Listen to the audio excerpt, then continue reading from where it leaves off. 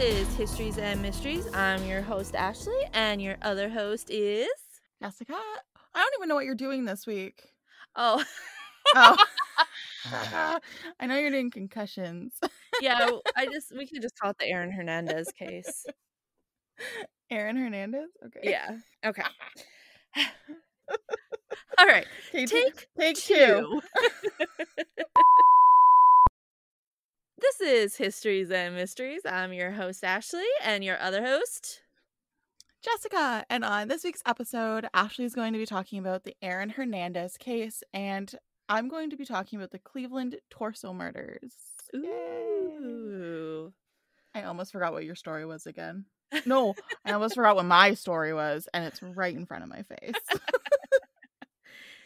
Yeah, I wanted to do like a story on kind of like concussions in football because there's a lot of it going on in the news and stuff, but there's just not a lot of information on it. So I thought I would mix in the Aaron Hernandez case. Have you heard of that at all, Jessica? No, Ooh, I have you're not. in for a wild ride. I got most of my information from a documentary on Netflix. It was really, really interesting. It's a 3-parter. It really dives into kind of his life growing up and all that kind of interesting stuff. So highly recommend it if you get the chance to watch it. I also got some information from the Mayo Clinic and I think Britannica. I forgot to write it down, but the Britannica Encyclopedia as well. You're on such a roll. And you forgot a source. I know. Girl. All right, so Aaron Hernandez grew up in a pretty typical, I know they always start this out with like, All-American, you know, he was an All-American and we don't know what happened. But he really was an All-American kid. He went to Bristol Central High School in Connecticut. It was like a typical Connecticut high school. He was a superstar at football. Everybody talked about what a nice guy he was. Everybody was talking about what a nice guy he was. How he was always smiling, always trying to make people happy. He, they also said he would like make fun of himself to make people laugh, all that good stuff. Like, he was where it was at in high school.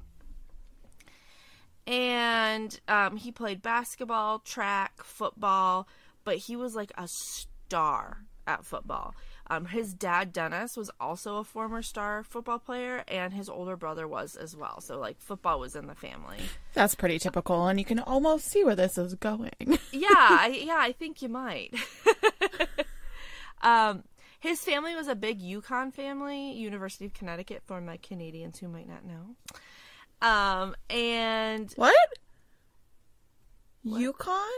UConn, oh my gosh. Okay, so for those of you that don't know, we've had some technical difficulties this week. And this is our 3rd time recording. And every time you have mentioned UConn, I thought it was up in the freaking Yukon. Like, YUKON, not University of Connecticut. Oh. I'm like, that's a big leap from going up to the Yukon and then staying in Connecticut. UCONN. Yukon. Okay.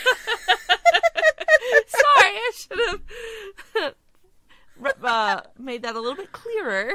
Okay, yeah, I was super confused. I'm like, wow, okay, UConn's up there. I didn't even think they had a university or like a football team because it's so cold. And then, okay. Yes, University of Connecticut, UConn. Okay. That makes more sense. Sorry about that. Yes, so the Canadian did not know. Yes, not YUKON. Okay, yeah, that's exactly what I thought it was. It's hilarious.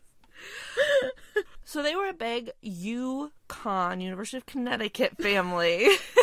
They even named their dog Yukon. So. Okay, so how did they spell it? UCONN. Ew. That's a stupid name for a dog. Okay, but like, I thought it was super cute, but it was the YUKON. But then, like, you gotta... Every time you bring the dog to the vet, they're like, "Oh, what's your dog's name?" "It's Yukon." And they're like, "Oh, this is how you spell it." It's like, no, sorry. We're spelling it the stupid way. Well, okay, but they're in Connecticut, so I would assume that in Connecticut they probably assume it's Yukon. Potentially. I don't know, man. I think it's dumb, but whatever. Okay. Well, that was their dog's name, and they loved it. And so one summer, when he was 14, he went to a Yukon camp. They have like a football camp, and they offered him a football scholarship at the age of 14. So like, that's crazy. Yeah. So he was amazing. His family was so good. Football was life. They mentioned that at one point, if they would work on football all summer long, and if they would like drop a pass or something, their dad would make them do like 100 push-ups. So it was like football. And in high school, Aaron Hernandez was actually knocked out cold at one game and had to be taken off in an ambulance. And this will be important for later on when we talk about concussions and possible brain damage and kind of thing. So concussion number 1 happened in high school. Jeez. My first concussion happened in high school, too. Oh, jeez. Look at you. Maybe you're going to have this. I hope not. Didn't yours happen from falling off a horse? Yes. Yeah, I was dragged by it, too. Ooh. Because I refused to let go of the reins. And then, for some reason, all I remember is hearing my friends say, "Just let go of the reins." And I don't remember doing it, but I let go, finally. I had like a giant goose egg because the visor on my helmet snapped. Oh. And both of my canine teeth are chipped. I have a scar on the inside of my lip. And like for the longest time I had like the biggest goose egg on my head, and the skin under my nose was gone, and my lips, and it was just... Oh, jeez. I've never ridden a horse, and I've never had a concussion, so... I miss riding, but I haven't done it in a long, long time. Well, the only thing I can compare that to is I tried to water ski when I was younger. I tried, and I say I tried. We even had a friend that was like a professional water ski like teacher, and he helped me, and I still couldn't do it. Like, I just could not do it. But when like you fall down, the first time I held on to this rope, and it just like across the water, and like, I heard like, "Let go." So I let go, and then it was fine. I never got the hang of water skiing either. And like you, I tried a lot. Because like my uncle has a boat. He water skis all the time. Like he's awesome at like trying to teach, like you were saying. Yeah. It's like, oh no, I can't do it. I don't know what it is. I can't do it. I wanted to real bad. Yeah. So I just did kneeboarding, and then... Oh, yeah, I've never tried that. Yeah, that one was easy enough. You just strap your knees on. It's super easy, but... Maybe I'll try kneeboarding then. Or like wakeboarding, because you don't have to like balance like your, you know what I'm talking, legs out. For those that can't see us, I'm using 2 hands and balancing them. Anyway... So he, like I said, he got the scholarship at age 14 to go to UConn. But his dad, who was kind of like I said, the big, football guy in his life, you know, always coached him and all that kind of stuff, actually passed away, when he was 16 after having surgery. Like, he died on the table. It wasn't like an emergency surgery or anything. It was just like really unexpected and sudden. And so after that, I don't know if like he didn't want to go to UConn anymore, or if it just wasn't as like pressure to go to UConn. And he actually took a tour down in Florida, the Florida Gators, and ended up going to that school. And at the time, they were the #1 school for football, so this was a big deal for him to go there. And kind of, I guess I kind of skipped this part, but a little bit more on his upbringing, just to kind of understand him better. His dad was pretty violent when he drank, and he was kind of a drunk. They said that one time he came home and he was drunk, and his wife was mad at him, so Aaron's mom, and she hit him over the head with a phone, and then he bashed her head into the sink until she was unconscious. Oh my gosh. Okay. Have you ever seen the movie Crimson Peak? Oh, that sounds so familiar. Okay, it had like Is it like really eerie? Yeah, and it had like Tom Hiddleston and Jim Yes. Beaver was in it from Supernatural, who played Bobby. Okay, that just reminded me of the scene where Jim Beaver's head got smashed into the sink until he was dead. Yes. Yep. Yeah. Oops. So I would assume, they didn't mention it, but I would assume that if he was that violent while drunk towards the mom, he probably got violent with the boys at some point. Oh, for sure. 100%. Yeah. So there's some more issues with that. And they said that after his dad died, so this is when he was 16, a few months after he died, his mom started dating his cousin's husband. Ugh. So his cousin was older. She was like his age, or his mom's age. And they didn't say ex-husband, but they didn't mention that it was like an affair. So I don't know if the cousin, her name's Tanya, if Tanya and him were still married or if they were divorced at that point. But either way, his mom started dating someone who was already in the family, like his cousin's ex-husband or husband, and actually had him move in with her and Aaron and the boys. That's so weird. Yeah, so that was like a huge... I mean, first of all, you're 16, so you're moody, hormonal. You lost your dad, and now you're like... What would he be, like your cousin dad? Moves in with you. Like, he's pissed, and this whole thing actually got him really, really close with his cousin Tanya, and she with him, and she became like a second mother figure to him. He actually said that he was closer to her than he was his own I was mother. gonna say, I was hoping it was like in a mother-son capacity. Yes, not a creepy way, a mother-son. Yes. Perfect. And this is going to be important later on as well. So, they also they kind of talked a lot about this, and I'm not going to dwell on it too much, but they do think that he was bi. He was having a sexual relationship with a guy friend of his, another football player. So that football player says. Aaron never confirmed or denied it, but this was like the rumor. So that could be another, just thing on your emotional, mental growth, is that you feel like you have to hide yourself within this big macho football family that, you might be attracted to men. So that's all I want to say about that, though.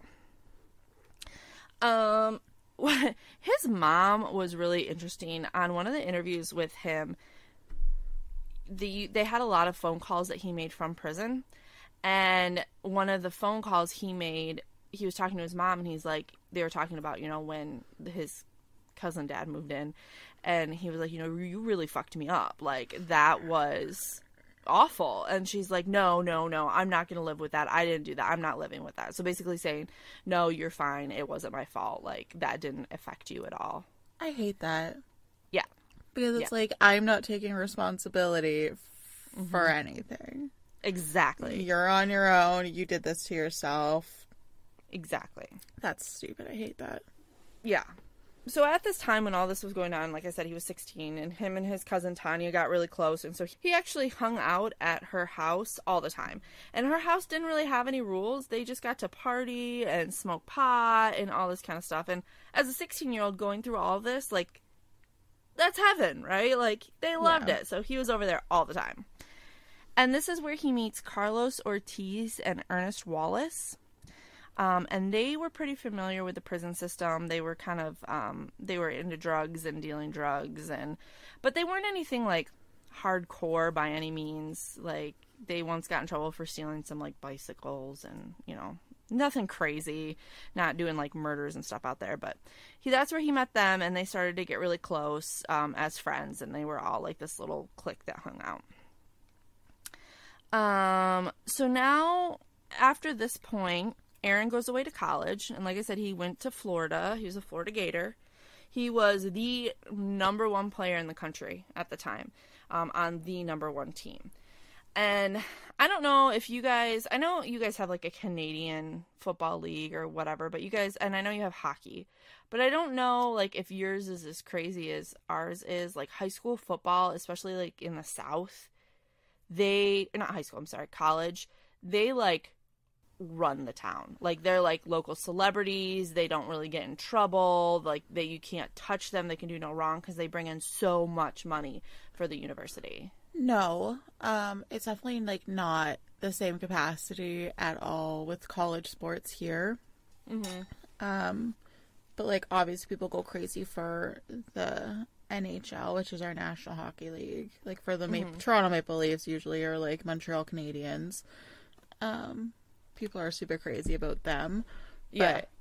But it's definitely not to the same capacity as football in America. Gotcha. Yeah, and I mean, I'm sure you've heard all of the, like, news stories about the football players or the sports players that are, like, get away with, like, raping girls and, you know, all those things that hit the news. So, yeah.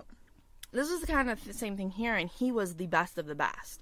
So, he got away with everything. And one time while he was in a bar in Florida, he was served alcohol there, even though he was underage. He was, you know, like I said, a celebrity, so he basically got whatever he wanted. And he thought that because he was so famous, there wouldn't be a bill. And so he just wasn't going to pay it. Well, the manager came up to him and said, hey, here's your bill. You have to pay this. And there was kind of like an interaction between them. And Aaron punched him in the ear and knocked him down. Okay.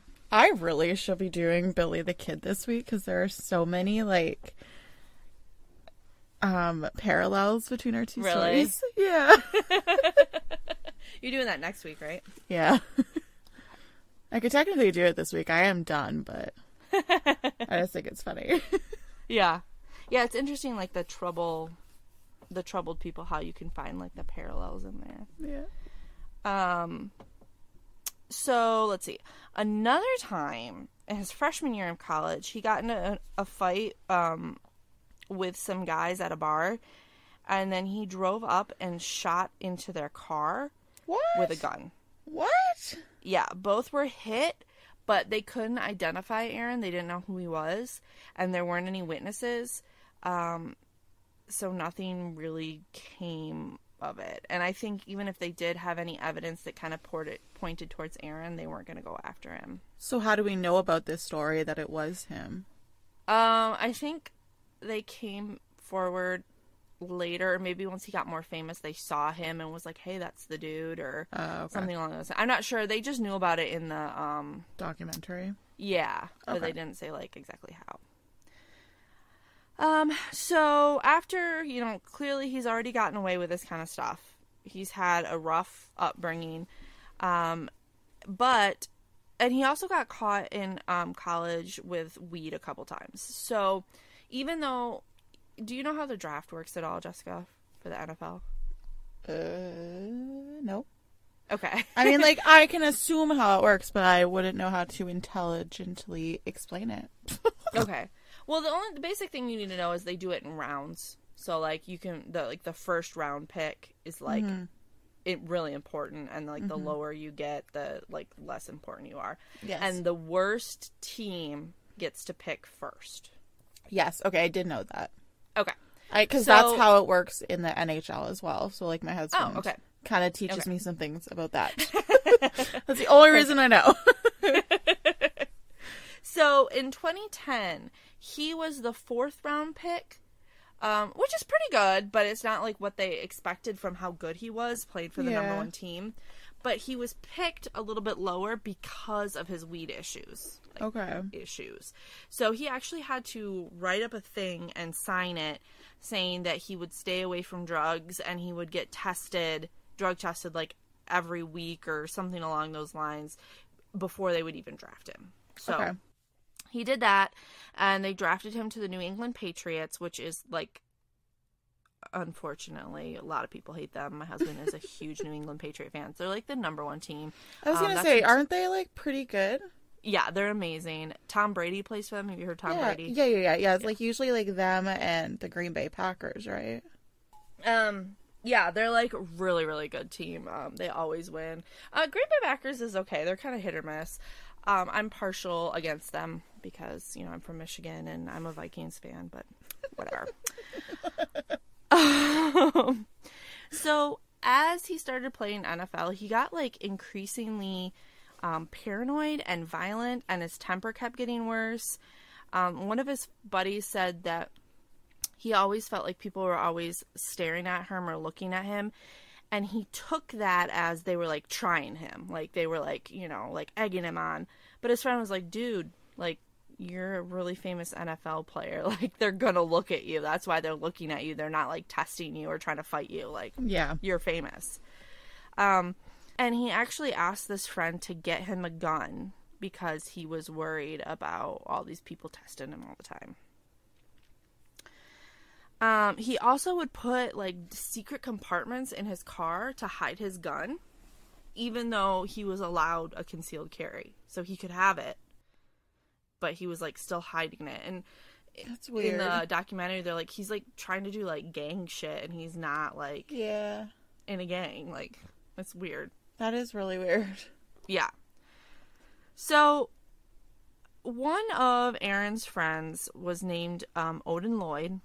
And he was, I think he was, like, a friend from back home. And Odin Lloyd played semi-pro football, which basically you pay to play, and it's like for the guys who weren't good enough for NFL, but they're still decent, and they want to play football. And I guess Odin came from a pretty bad area, and this was kind of like him and his friends' way to stay structured and kind of stay out of, you know, naughty things. And he had a girlfriend. Everybody talked about how nice he was. You know, everybody really liked him. And he was friends with Aaron. Well, apparently on June 16th, 2013 at 9 p.m., Aaron texted Odin saying that he was going to come out to his house that night. He texted Ernest and Carlos, his buddies that he had met at his cousin's house, and picked them up. And at 2:30 a.m. in a rental car, they all three picked up Odin. And apparently Odin was nervous, like he knew something was going on, because he had Odin text his sister saying, "You know who I'm with, NFL, just so you know." So, like, he clearly was nervous that something was happening, and he wanted someone to know who he was with. Okay. So, yeah. They then drove through an isolated area, and Aaron turned around and shot Odin Lloyd 6 times. What? Yeah. He got him in the right forearm, the right flank, they said. Okay. 2 in his back, where he was shot as if he was crouching down. And 2 bullets were recovered from his chest. He was 27 years old, and he died there. What the Yeah. frig? So they said it seemed like Aaron turned around and shot him, and then he, like, tried to get out of the car, and Aaron followed him out of the car and, like, continued shooting him. Holy crap. Yeah. So, also, kind of fun fact, this isn't a fun fact at all, really. It's just a fact. Aaron Hernandez's fiance, her name is Cheyenne, was sisters to Odin Lloyd's girlfriend. So the 2 sisters were dating Odin and Aaron.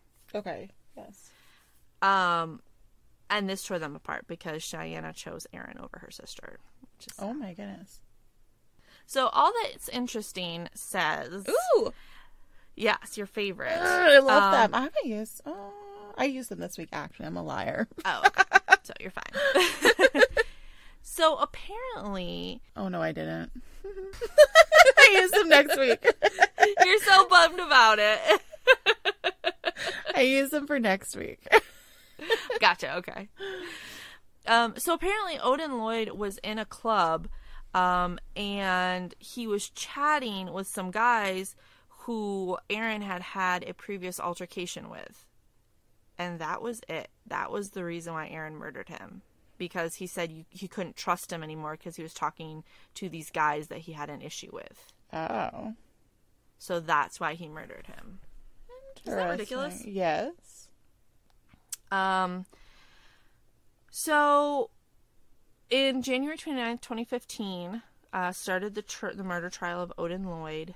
One of the interesting things the judge said, because this was January 29th and the Super Bowl's in February. So she said, I'm not going to forbid you from watching the Super Bowl game, but you must be vigilant to not watch anything about this case.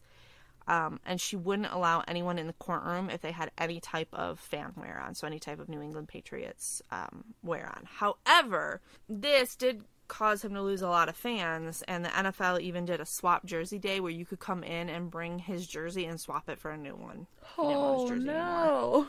Yeah. They interviewed one guy, he's like, my last name is Hernandez, and I had a jersey that said it on the back, and now I can't even wear that. Aww. I was like, that sucks. Poor guy. I know.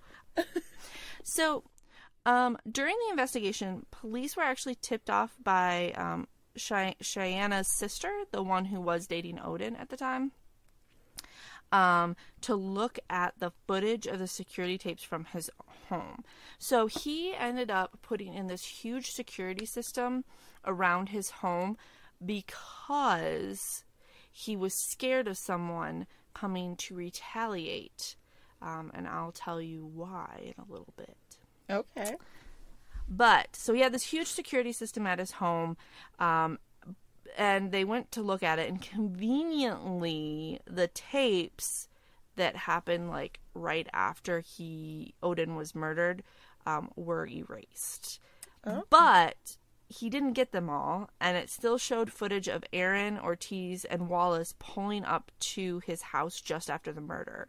And they showed up at the exact time that it would take to get from Odin's murder to Aaron's house. Jeez. So the exact amount of time it would take to get there is when they showed up, and they had that on video. Jeez. The security footage also showed Aaron walking around the house with a gun.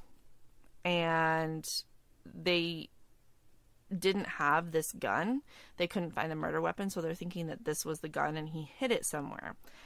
And crazy enough, they have other footage of Aaron had texted his fiance and said, behind the TV there's a box if you need it. And then it shows her walking out with like that box shape in a trash bag and getting rid of it. So they're pretty sure that was a gun safe. Awesome. Yes. Another piece of evidence was that Aaron was the only person in North Attleboro that Odin knew, which is where his body was found. Odin didn't know anybody else in that area. He only knew Aaron, which is where the body was found. So that seems kind of interesting. Yes. Prosecution, unfortunately, like I said, didn't have a murder weapon, but they did have cell phone tower evidence and video evidence. They have a video of him dancing at a gas station, obviously impaired on something, a few minutes before he picked up Odin to murder him. Interesting. They also found a cigar on the scene next to Odin's body with Aaron's DNA on it.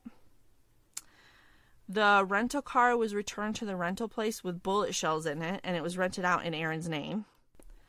The bullet shell was in a piece of gum, and she kept saying it was Blue Bubblicious, and Aaron offered that same type of gum to the rental lady before he left. He's like, hey, do you want some gum? And it was Blue Bubblicious. And then they found a chewed up piece in a shell in the car that he rented. He literally sounds dumb as shit. Right? They also had tire print evidence from the crime scene, and they had fingerprint evidence and shoe print evidence. So that's how they knew that that Aaron was the one that actually shot Odin, because his was the only shoe print outside the car other than Odin's. Oh my goodness. Yeah. So I don't think they really needed a murder weapon. No. They had a lot. What a dummy. Yeah. So then the night of the shooting, the friends went back to, after they went to Aaron's house, his two friends went back to his cousin Tanya's house. That's, I guess, where they hung out. And so the police were there talking, and they found and confiscated a silver SUV that was hiding at his cousin's house. And they realized that it was connected to a double homicide case in Boston that happened in 2012. Interesting. Yes. So, a man named Safiro Furtado and Daniel De Abreu were found shot and killed outside of a nightclub in the Theater District in Boston. The car was shot up, and witnesses saw a silver SUV fleeing the scene. So remember back in college when he shot into that car, he did it again, only this time there was witnesses. Shit. And he ended up killing those 2 men. Oh, wow. Yeah, so what happened was, what they found out was that they were at a club and they were partying, and Aaron was there, and they didn't know Aaron. And they were dancing, and one of the guys accidentally spilled some of his drink on Aaron. I mean, that happens all the time in the club when you're dancing, right? Mm-hmm. Well, Aaron was pissed and wanted to, like, start something, but his buddy pulled him away and was like, dude, it's not worth it. So they were leaving, and they were in their car leaving the parking garage, and Aaron saw those guys, and he's like, that's them, go catch up to them. And so they drove up, stopped at a red light, and Aaron shot his gun into the other car, killing the 2 men, all because they spilled a drink on him at the bar. Yeah. You know what? At the beginning, I kind of felt bad for him. Right? But he's just an asshole. Yeah. Like a spoiled, pretentious asshole. So, at the time in Boston, when this had first happened, they didn't have any leads. They couldn't find anybody that had a motive to kill these 2 guys because they, like, weren't in gangs. They weren't affiliated with any drugs or anything. They were just, like, good guys going out for the night. They did have one eyewitness and a survivor in the car that said that the murder was in a silver SUV. And they had evidence of Aaron being in the club that night, but, like, at that time, he hadn't been convicted of anything. So they're like, it can't be Aaron Hernandez. He's a famous football player. Like, he's not shooting into cars. That's crazy. Yeah. So they didn't really kind of look into it, and it kind of went cold until they found this SUV at his cousin's house, and then they were able to link it all together. Aaron also shot another man named Alexander Bradley, point blank, while they were sitting in the car, in this guy's eye. Wow. They were friends. I was just about to say, that's very personal. Yes, they were friends, but Alexander Bradley, one, was the guy driving the silver SUV when Aaron murdered those 2 guys. So he's a witness to a crime, and they were kind of honing in on that. And 2, when Aaron was in college, Alex sold him pot on a payment plan. So Aaron owed Alex a lot of money. Jeez. But you're like a famous football player. You'd have that type of money. Right. So, I don't know. But apparently he didn't want to pay him back. So he shot him in the eye. But he lived. Oh. He lived. Yeah. Shit. And I guess Alexander Bradley was like a really dangerous guy who did have dangerous connections. So when he got out of the hospital, he called Aaron up and basically was like, what's up? I'm alive and I'm coming for you. Oh, shit. So that scared the shit out of Aaron. That's when he put in his surveillance system all around his house. That's when he started hanging out with Wallace and Ortiz more because they were, like, tougher and had guns and stuff that could, like, protect him. And this is when he started getting way more paranoid. Okay, so some other stuff going on. While he was in jail waiting trial, another inmate was kind of, like, yelling down through the vent to Aaron. Probably picking on him. You know, he's a celebrity in jail. I'm sure they don't do well. And the inmate was being escorted down the steps to leave for an appointment as Aaron was also on leave, rec time. And Aaron, even though this guy was being escorted by cops, Aaron jumped him and started beating the shit out of him until the cops pulled him off. What? Yeah. Holy shit. So this guy has, like, no chill. I put this in here. This isn't really, it's just the way you can see the way his mind's working. So he was on the phone, talking to his agent, who was saying he was still trying to get him ad deals and kind of made the joke like, oh, it's hard to get Nike to want to put the swoosh on an orange jumpsuit, you know? And so Aaron goes, well, can you get me a deal with Smith & Wesson? Ha ha ha ha, get it? Yeah, the gun company. Yeah, because he was on trial. He was about to go on trial for murdering someone using a gun. Yeah. Like, Aaron. Okay. That's so funny. So, he went to trial. And his poor aunt, so Tanya, not his aunt, his cousin, sorry. Tanya, the one that he was really close to. Yeah. She actually had breast cancer. And they said in the documentary when she went to court that she was dying of breast cancer. And rather than any questions about the car, that silver SUV, and how it got into her garage, she refused to answer. And so they charged her with contempt of court. Aww. And she went to jail for it. Oh, and because she was dying of breast cancer, like, it really did a number on her cancer, and she was never able to recover, and she passed away in 2015. But she did tell Aaron on the phone, because he's like, I was afraid you were mad at me or didn't love me anymore. And she said, I could never and would never stop loving you. So I thought that was kind of sweet, even though it's kind of messed up. But it's super messed up. Yeah. Sorry, on April 15th, 2015, Hernandez is convicted of first-degree murder of Odin Lloyd, and sentenced to life in prison without the possibility of parole. He still had yet to go on trial for the murder of the other two men in Boston. So that was next. Oh, jeez. But first he was charged. So also, just in case people are wondering, on May 15th, 2015, perjury charges were dismissed against Shayana Jenkins, his fiance. It was perjury. What did you say? Perjury. Oh. So stupid. Oh. Perjury. Yeah, because that's how it's spelled. And I was just like reading it and I was like, oh, perjury. So she was arrested for perjury because of hiding the gun and like not cooperating and stuff like that. But her charges were dropped. And Wallace was acquitted of first-degree murder, which was his accomplice in the car that night, but convicted of being an accessory after the fact of the crime. And he was sentenced to 4.5 years to 7 years in prison. Okay. So then after that, Ortiz, the other guy that was in the car with him, changed his not guilty plea to guilty since, the other two guys were charged guilty. So he's like, well, I might as well say not guilty and get a deal. Yeah. And he also was sentenced to serve 4.5 to 7 years in prison. So it didn't really work out for him, but. And I don't know if this has anything to do with it, but there was a news story going around and one lady, kind of outed Aaron Hernandez on the news of the fact that he might be gay. Oh, lovely.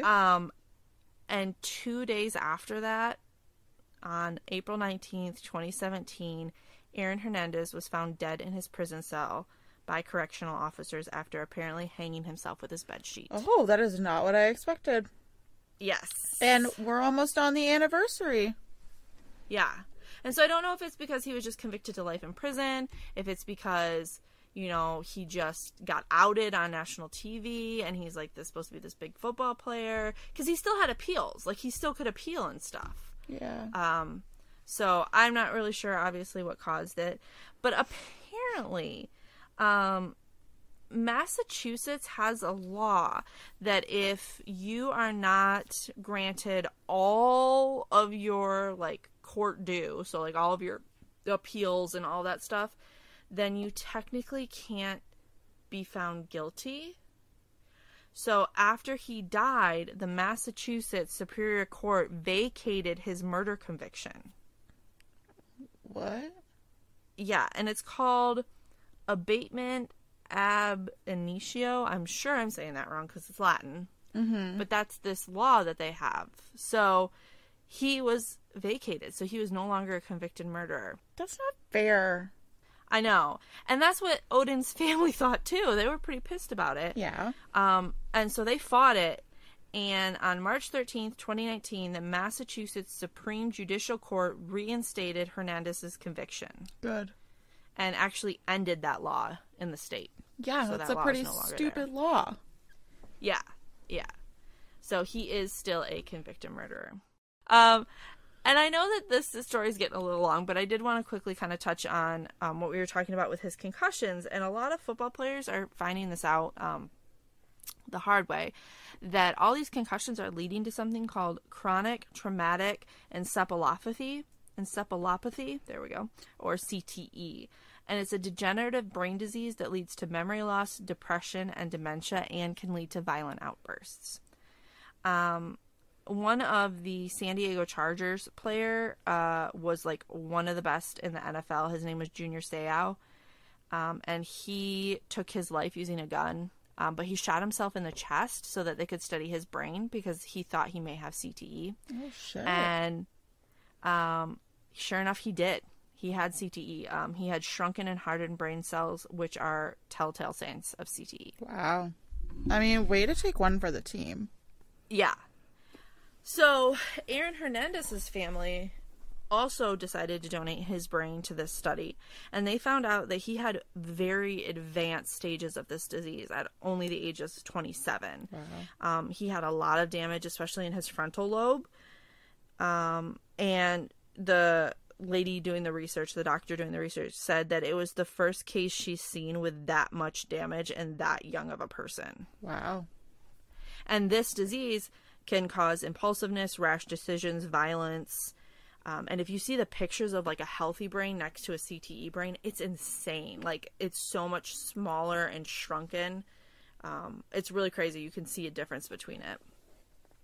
And she said that his changes had probably been happening for as long as a decade. So probably starting with, that first concussion in high school is probably what kind of was doing it. They also did a study on football players who had kind of violent outbursts. So they looked at 111 brains, and 110 brains showed signs of CTE out of these 111. Wow. So it's a really big problem. And according to a 2017 study on the brains of deceased football players, 99% of the tested brains of NFL football players, 88% of Canadian football players, 64% of semi-professional players, 91% of college football players, and 21% of high school football players all had various stages of CTE. Wow.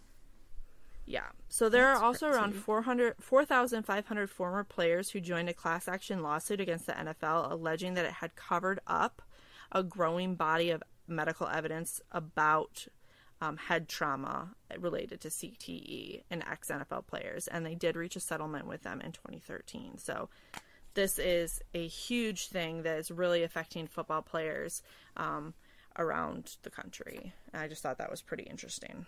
And that's my story.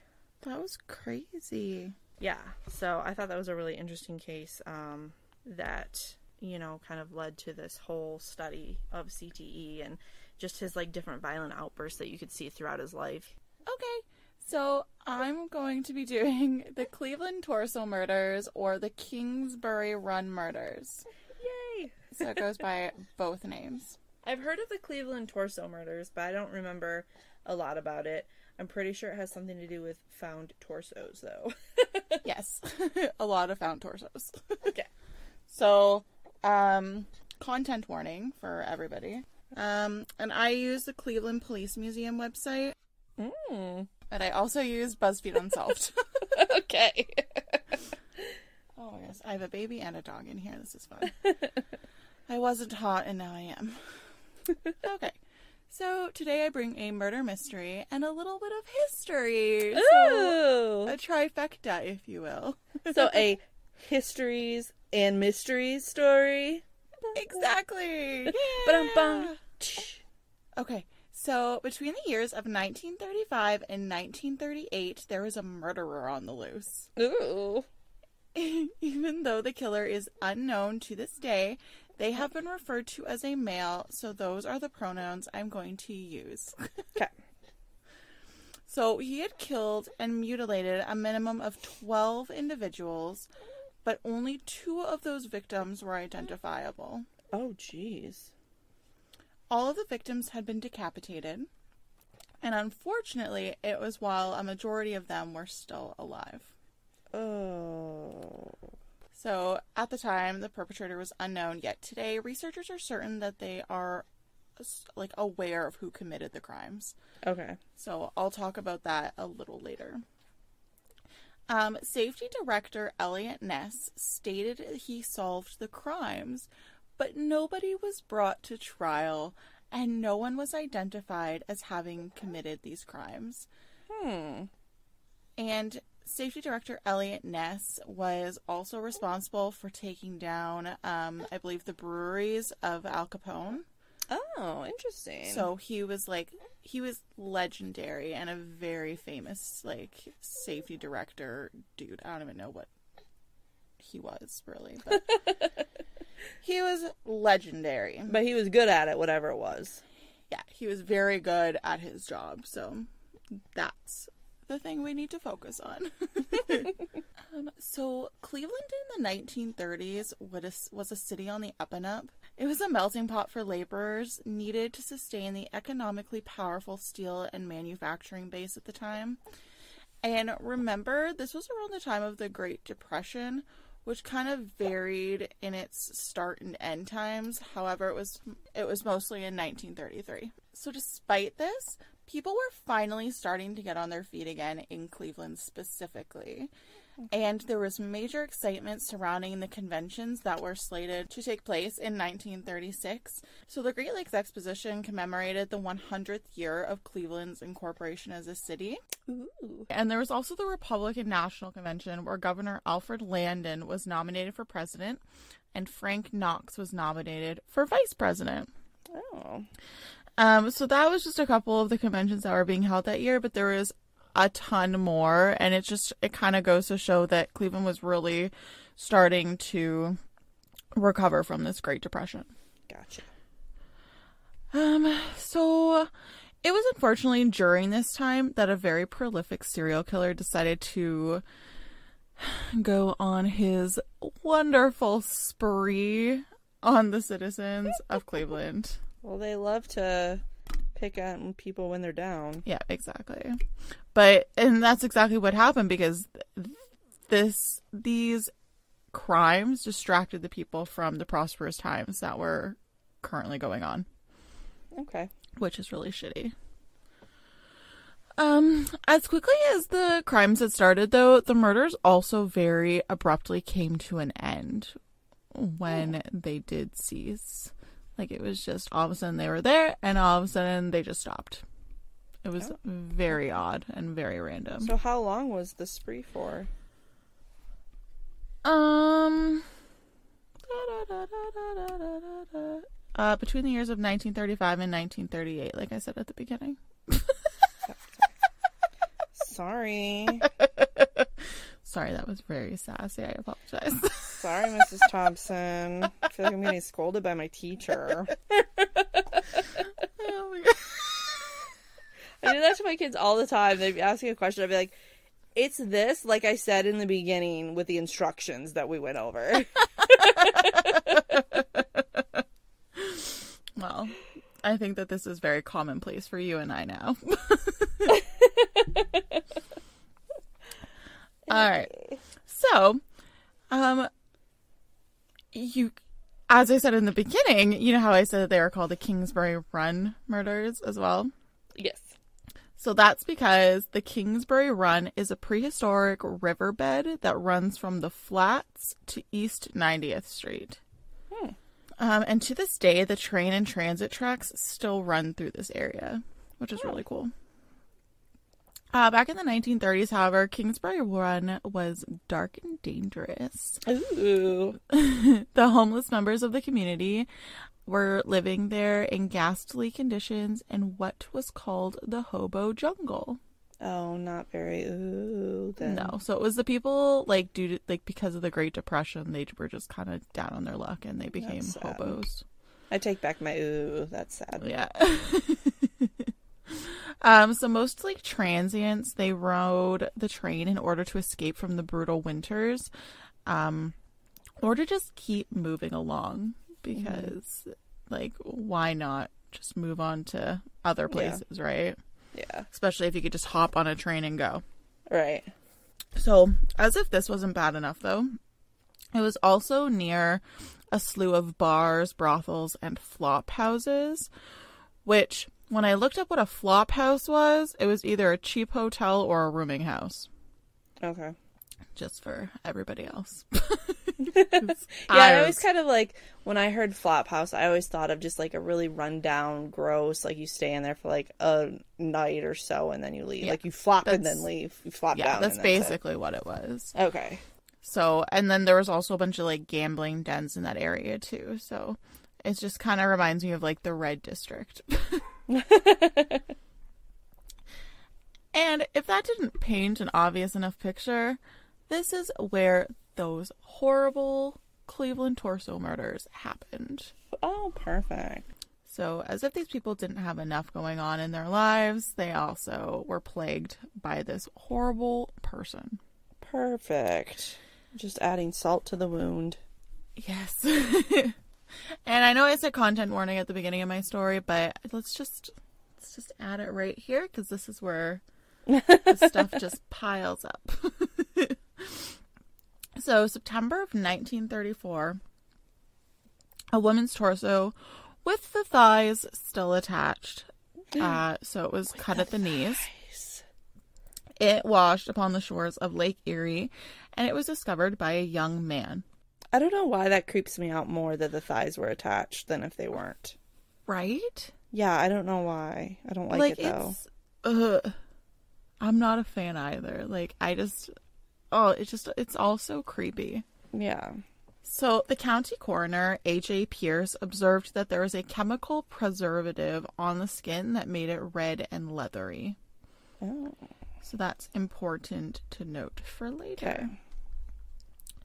A search was conducted in an attempt to find the rest of her body, but only a few other limbs were found, and that was not including her head. I still can't get over the thighs. I'm just picturing a torso with thighs. I don't know why it's creeping me out somewhat. Cut at the knees. Yeah, that's which better I think for just me, I think. grosses me out more. I'm not a fan of it either way. So, this victim was in her mid-30s, and she was referred to as the Lady of the Lake because she was never identified. Oh, that's sad. Yes. She was officially classified as victim number 0 2 years later, and another year before the case would officially begin. Oh. So essentially 2 years later is where victim number 1 was found, but they realized, hey, the woman we found 2 years ago was actually victim number 1, so they classified her as victim number 0 because he was already classified as victim number 1. Gotcha. Got it. If that makes sense. Yes, it does. Okay. So, in September of 1935, 2 teenage boys had discovered a decapitated and emasculated corpse of a white male. The body had been discovered naked with a pair of socks on, and the body was cleaned and drained of blood. Ew.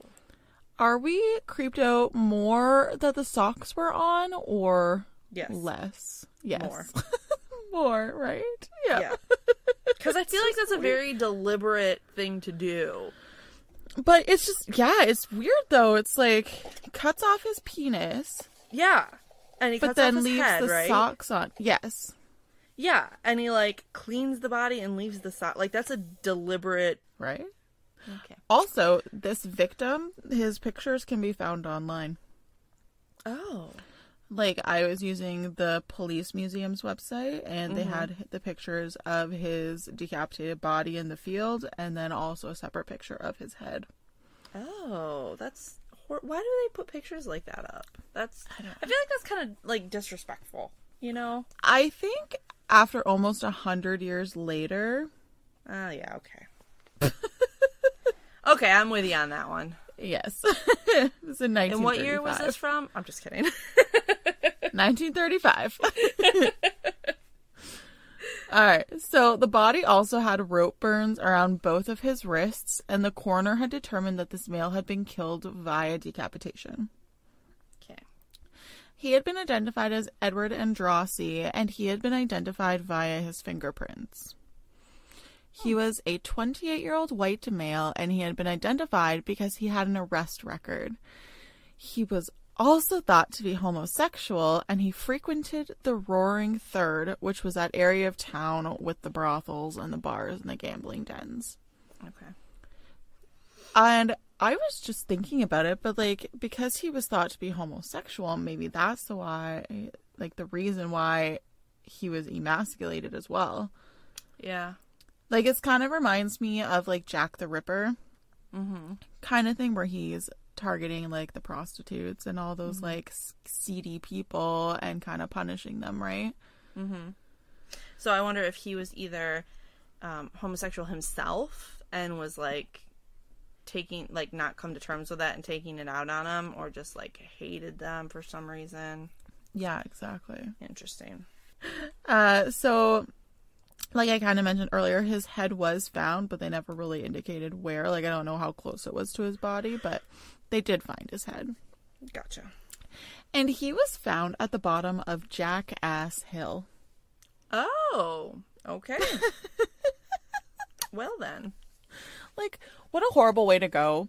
And then that's Jackass your kind of legacy Hill. is, oh, I was found at the bottom of Jackass Hill. That's awful. Yes. Like, I'd be pissed. what a way. I'd haunt. So, police discovered another body in this area, and they were also decapitated and emasculated. This body also had the chemical preservative on it that the Lady of the Lake had. Oh, okay. Yes. So this 40-year-old white male was an unidentifiable male, obviously, and was estimated to have been dead for a couple of weeks by the time he was found. Okay. In January of 1936, a woman had discovered half of the body of a woman, and this victim had been wrapped in newspaper and was packed in 2 half-bushel baskets. Oh. Yeah. Like, just, ugh, gross. Yeah. This victim had essentially been left at the side of the road in these baskets in front of a manufacturing building. Ooh. So this was, like, out in the open. The killer was getting very bold and very, like, he was just kind of escalating at this point. Yeah. And just getting very, very cocky. 10 days later, everything was recovered of this body except for the head. And it was recovered in a vacant lot nearby. So all of her limbs were located in a vacant lot, but the head was not. I just think it's just like, what are you doing with the heads? I just think, like, okay, if I saw a head or had a head in my possession for some reason, that would be, like, nightmare-inducing, terrifying. Like, I would think about that head. I would probably have nightmares about that head. I would picture that head in my dark room at night. Like, how do they not get scared? I mean, I know they're psychos, but, like, how does that not affect them in any way? Well, because they were probably using the heads to have sex. Yeah. Right? And they're also somebody that, like, kills people and chops their bodies up. I know, but I just seeing a head, like, how does that not affect you at all? Ugh. I don't think that at that point in their life that they really anything affected them. True. Very true. Ugh. So, all right. So this female victim had also been killed via decapitation, but the suspect had waited until rigor mortis had set in before chopping up the rest of the body, which was different than his other victims. Okay, I wonder why. As in the case of Edward Andrassi, fingerprints of this victim allowed for the identification of her, and her name was Florence Polillo. I don't know how to say it. Polillo. I don't know. And she was a waitress and a barmaid, and she was also a prostitute. And again, she frequented the Roaring Third, and she lived right on the edge of it as well. Gotcha. In June of 1936, 2 young boys had discovered the head of a white male wrapped in a pair of trousers in Kingsbury Run. The next day, police were able to find the body of this 20-some-year-old man in front of the police building.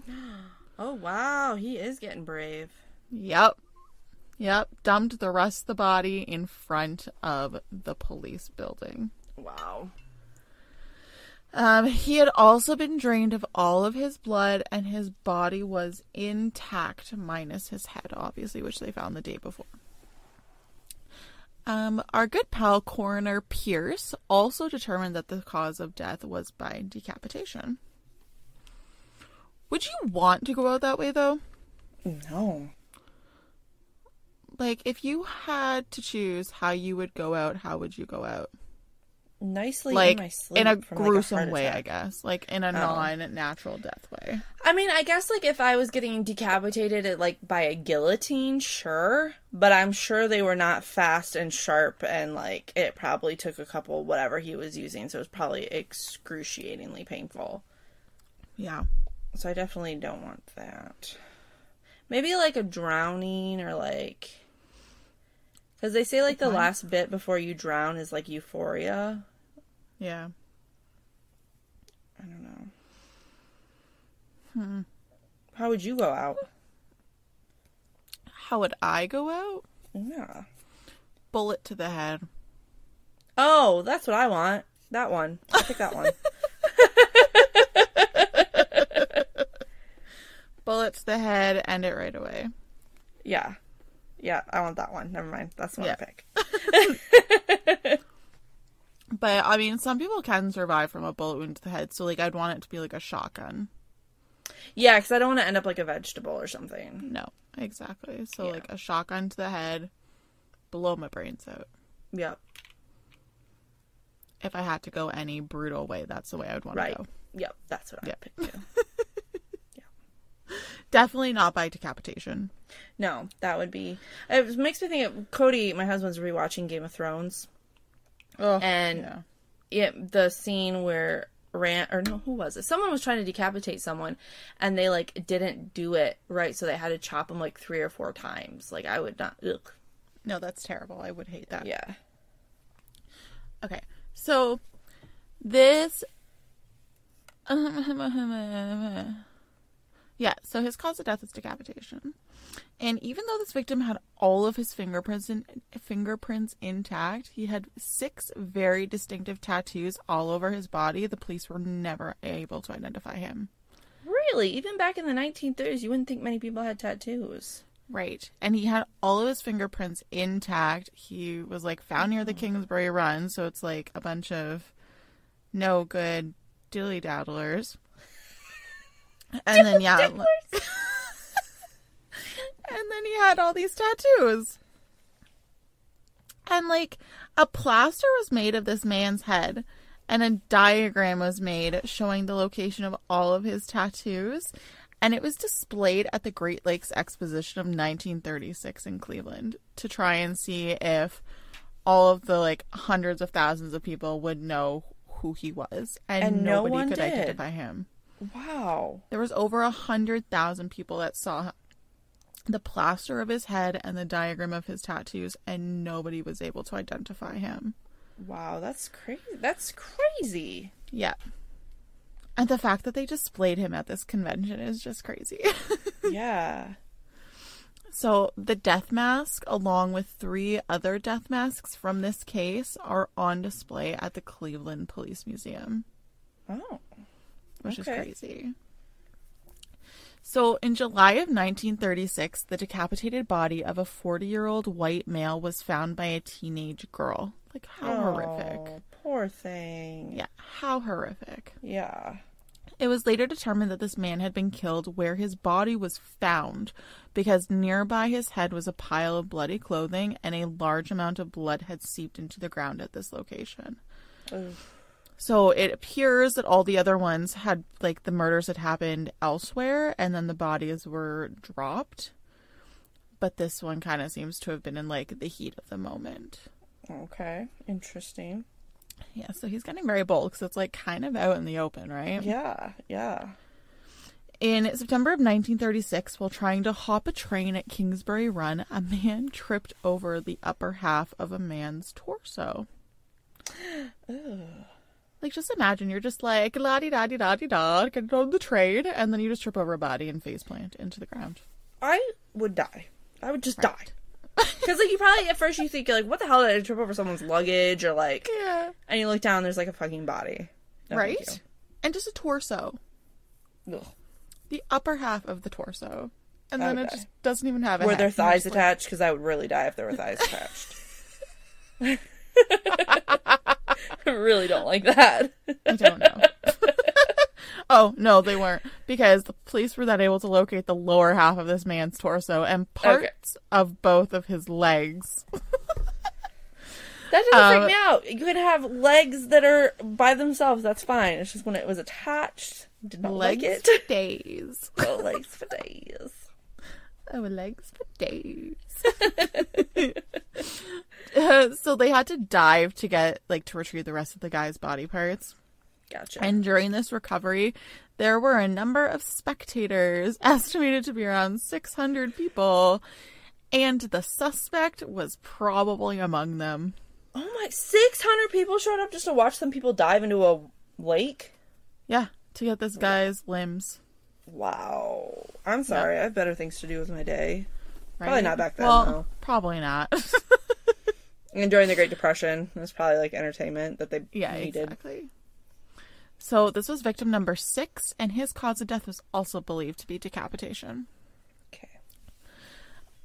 The coroner concluded that the killer was very familiar with the human anatomy and was a very confident killer because of how clean the cuts were. Oh, okay. And as with the other victims, there was no identification made for this male party, but he was believed to be in his 20s. Okay. And just super awful. This is the 6th killing, and there's no suspects, and there's no clues. So they're getting desperate. Yeah, I bet. And tensions are high due to this lack of evidence, and, like, nobody being responsible. So, like, even the public was getting super angry. Yeah. So our good pal, safety director Elliot Ness, decided to become more involved with the case, and Coroner Pierce created a torso clinic. Oh, okay. And this is a meeting with the police and the coroner and any other experts in these sorts of crimes in order to try and profile who could be responsible. Oh, jeez. And at this point, the police department assigned 2 full-time detectives to this case. So basically, these detectives went undercover, dressing in plain clothes and going around the Roaring Third and Kingsbury Run, and they interviewed anyone that they could in order to try and determine what was going on there. And so by the time the case had finished, these 2 detectives had interviewed more than 1,500 people, and the police department had interviewed about 5,000 people. So this ended up being the largest police investigation in Cleveland history. So in November, the elections took place, and unfortunately, our lovely pal, Coroner Pierce, got voted out. Oh, poor Pierce. But a new, younger coroner took his place, and his name was Sam Gerber. Sam was so into medicine, he was so dedicated. He also had a degree in law, so that put him at the forefront of this police investigation, and he was very determined to try and figure out who was committing these crimes. So we got, like, a nice young hot shot being like, I'm the hot shit. Let me get on this crap. I got this. I'm the bomb.com. So in February of 1937, another victim was found, and this time it was a woman's torso. So, you know how our other victims, their cause of death was decapitation? Mm-hmm. This woman, her cause of death was not identified. What? Okay, I did text to speech, like speech to text, and it wrote, wow, this woman's cause of death was not identified, and it was determined that the decapitation occurred post-mortem. I don't know how that sentence made any sense. But apparently her decapitation occurred post-mortem. It's probably the most important thing to remember. to note. 3 months later, the lower half of her torso finally washed ashore. Ew. 3 months later. Ew. Which is crazy. Yeah. In June of 1937, a human skull was located under a bridge. Next to the skull was a burlap bag, and inside this bag were the skeletal remains of a woman. They were able to obtain dental records of this victim, and it returned them to a Rose Wallace, but this lead, unfortunately, didn't lead them anywhere. Oh, no. In July of 1937, victim number 9 had been located by a local guard down in the water, and over the following few days, the rest of the body parts were found, except for the head. Ooh. Unlike the other victims, however, this man had been gutted and his heart had been ripped out, so things were escalating at this point. Mm-hmm. In April of 1938, the lower half of a woman's leg was located by a young man, and this was unfortunately victim number 10. Oh. A month later, her torso and mostly the rest of her legs were pulled from the river in burlap bags. Mostly? Yeah, mostly. They probably rotted away in the water. Yeah. Our new coroner, Mr. Gerber, detected drugs in this victim's system. So this was different than the others. Yeah, and I wonder if it was the same guy or if it was just like another guy trying to make it seem like it was the torso murder, you know? Or our other coroner, Dr. Pierce, didn't do enough extensive testing to detect if the drugs were in the other victim systems. Yeah, that's true. Because this was an important discovery because it begged the question, were all the victims drugged in order to restrain them, or were they addicts? So finding the arms of this victim would have helped them answer this question, you know, like track marks or whatever. Yeah. But her arms were never recovered. Oh, no. Maybe that was on purpose. Exactly. Like, this guy is taunting the police and the coroner at this point. So August 16th, 1938, individuals located the torso of a woman wrapped up in a men's blazer and then again in a quilt while rummaging through the dump. Ugh. The rest of this woman's body was located in a constructed box wrapped in butcher's paper. Coroner Gerber made the observation that these parts looked to have been refrigerated. Oh. Yeah, super gross. The remains to a second body were found nearby the first body, and both of these victims, so number 11 and number 12, were placed in Elliot Ness's view from his office window. No! Yeah, so he could see these bodies from his office window. Wow. He's like, so this guy was just playing a game with Elliot Ness at this point. Yeah. So this apparently lit a fire under Ness's butt because he went a little crazy after this. Uh-oh. On August 18th, 1938 at 12:40 a.m., so basically just a day after these two victims were found outside his office, Elliot Ness and 35 police officers and detectives raided the hobo jungle in Kingsbury Run, rounding up 63 men and then setting a fire to their shacks and ransacking them for clues. Oh, that's sad. Yeah, and in a dick move by this jackass, after he burned the shacks down, so like their homes, he then charged them for being homeless. Oh my gosh, what an asshole. Yeah. So like us, the public was super appalled at his actions. Yeah. Okay, and good. And the newspapers criticized him as well. So they believed that the raid was unnecessary and it would do nothing to help them with the case. But miraculously, the murder stopped. Oh. Okay, so I guess he had the guy.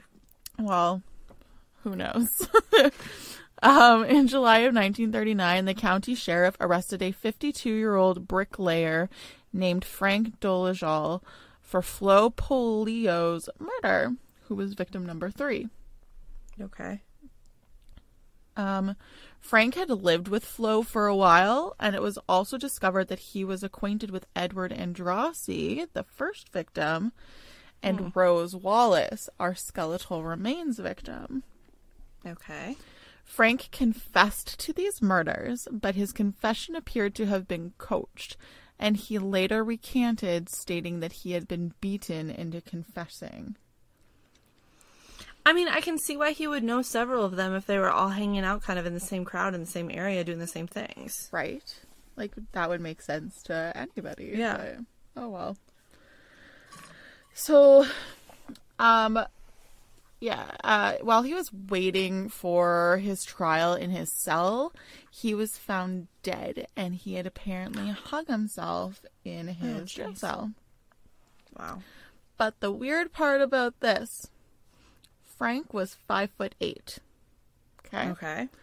And the hook that he hung himself from was 5'7" off of the floor.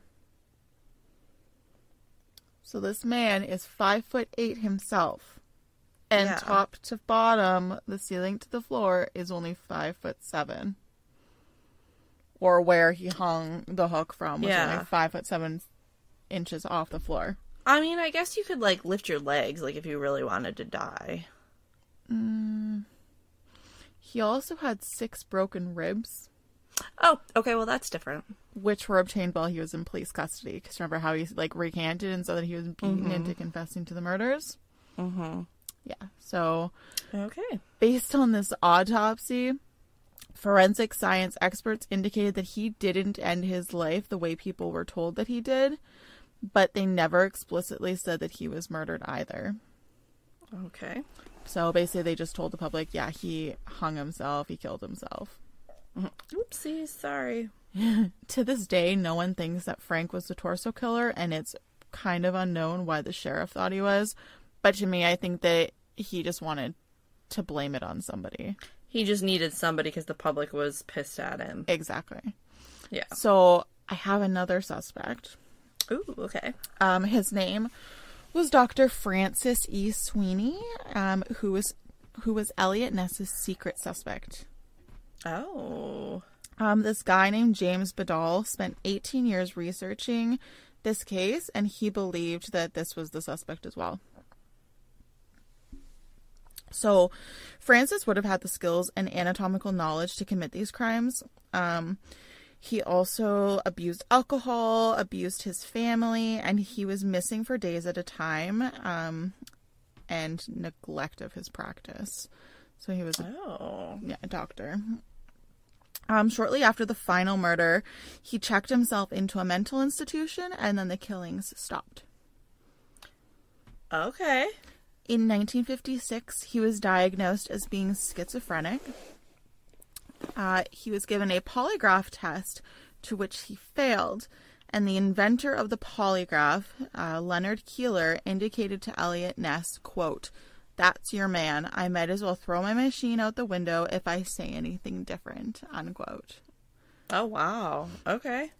The problem was that Sweeney was a cousin to the congressman at the time. Oh. And due to this, Sweeney was released from custody, and then the final 2 killings happened, wherein the bodies were placed outside of Ness's office window. Wow. Okay. Yeah. I can see it being this guy. Yeah. After the killings stopped, Ness continued to receive notes from someone claiming to be Sweeney, and since Sweeney was a secret suspect, it was most likely him. So unfortunately, there wasn't enough to bring Sweeney to trial because this was all just kind of circumstantial, and because of how Ness went about, like, getting those results, I guess, from him. Yeah. So in 1934, a vagrant told authorities that a doctor tried to drug him around where Sweeney's practice was.